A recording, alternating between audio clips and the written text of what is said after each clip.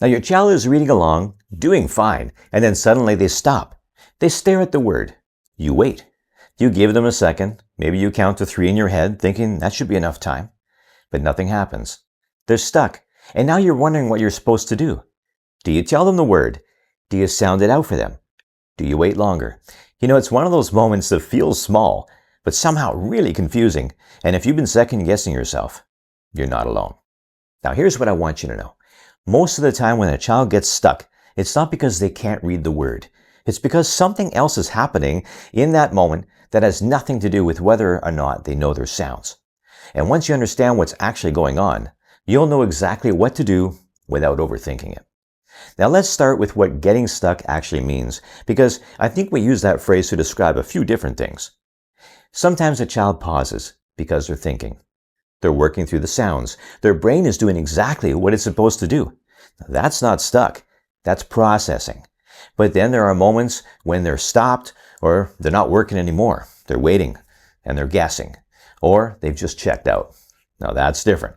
And the reason it's different is not about the word itself. A lot of times a child gets stuck because they lost confidence halfway through. Maybe they weren't sure about the first sound, so they didn't commit to the rest of it. Or maybe they've been corrected a few times already and now they're scared to try. Call it performance anxiety, if you will. They'd rather wait for you to rescue them than risk being wrong again. Now, that's not a reading problem. That's an emotional one. And the fix isn't more phonics. It's keeping calm. Now, you've probably heard that you should wait when your child gets stuck. Give them time to figure out. And that's true sometimes, but waiting can also make things worse. If your child is already feeling anxious, a long silence, it just adds pressure. Now they're stuck and they're aware that you're watching them be stuck. The longer you wait, the bigger the moment feels. So yes, give them some time. But if they're not working, if they're just frozen, waiting longer isn't helping.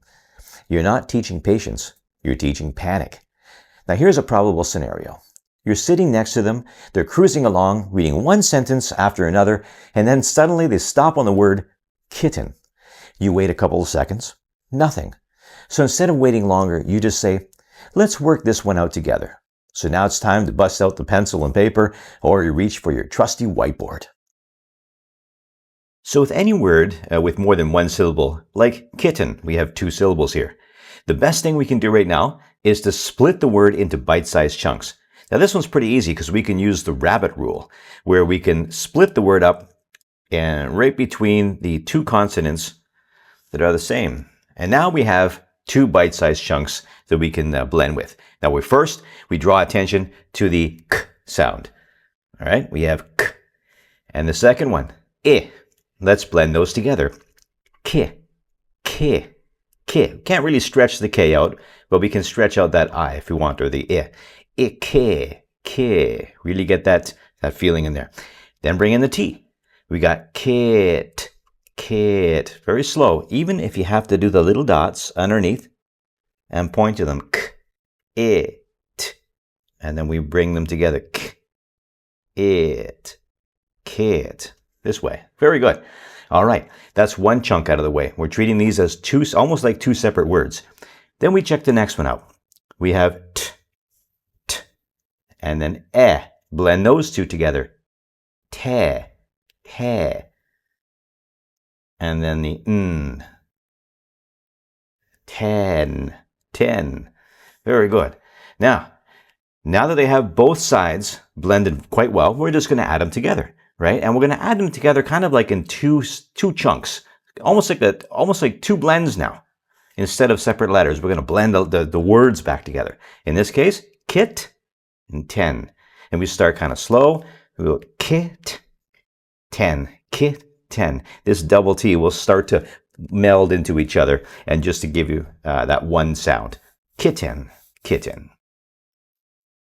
Again, shower them with an almost overwhelming level of very specific praise, and then either return to the book, or you may wish to end your reading session on this particular win. It's your move. You'll get a feel for it the more you do this. Now, with this said, I'm not dead against the occasional swoop in and rescue either. There's this idea that if you tell your child the word, you failed. That you're supposed to make them sound it out every single time, or else they're not learning. But that's not always true. And sometimes the kindest and smartest thing we can do is just tell them the word and move on. Especially if they're tired. Especially if the word is irregular and they don't have the tools to decode it.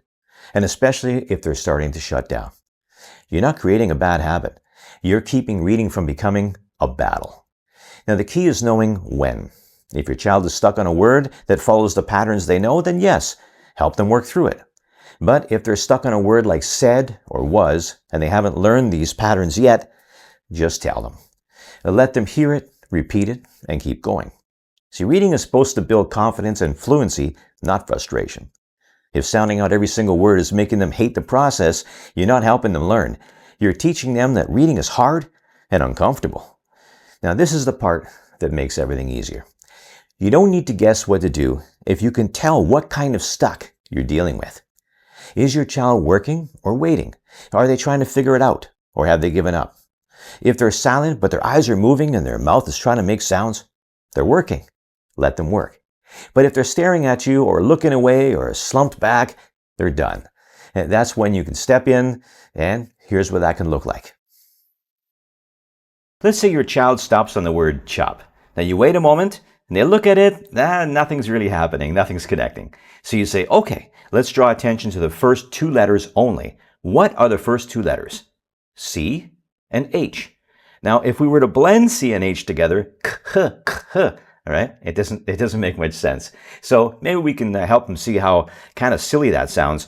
And it might remind them of what you taught them before. And hopefully you taught that C and H together make a ch sound. And at this point, we don't need to talk about the O and the P, right? We just ask them, now let's read the word. And most likely, having been remembered of this, they will just say chop. Now you didn't just sound it out for them. You just reminded them of something they already know. A little different than the deep dive we did with the word kitten. This time you gave them one small piece and let them do the rest. That's scaffolding. That's teaching without taking over completely. A gentle nudge in the right direction, as it were. Now sometimes your child isn't stuck because the word is hard. They're stuck because they're tired or distracted, or they weren't really paying attention. Maybe they've skipped a word earlier and now the sentence doesn't make sense.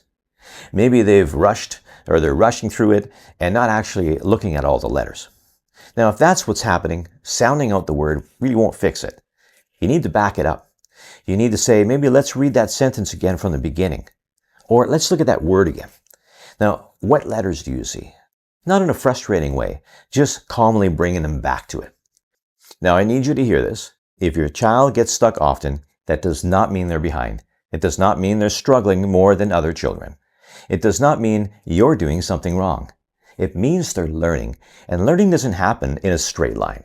And some days, the word they read perfectly yesterday will trip them up today. And that's normal.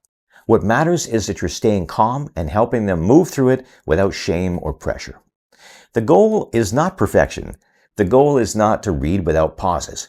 The goal is that your child feels safe enough to try, confident enough to work through hard moments, and supported enough to keep going. Now, if you're doing that, you are doing great. If you're not sure what your child actually needs right now, or where they are in the process, I have a free reading assessment that'll walk you through it.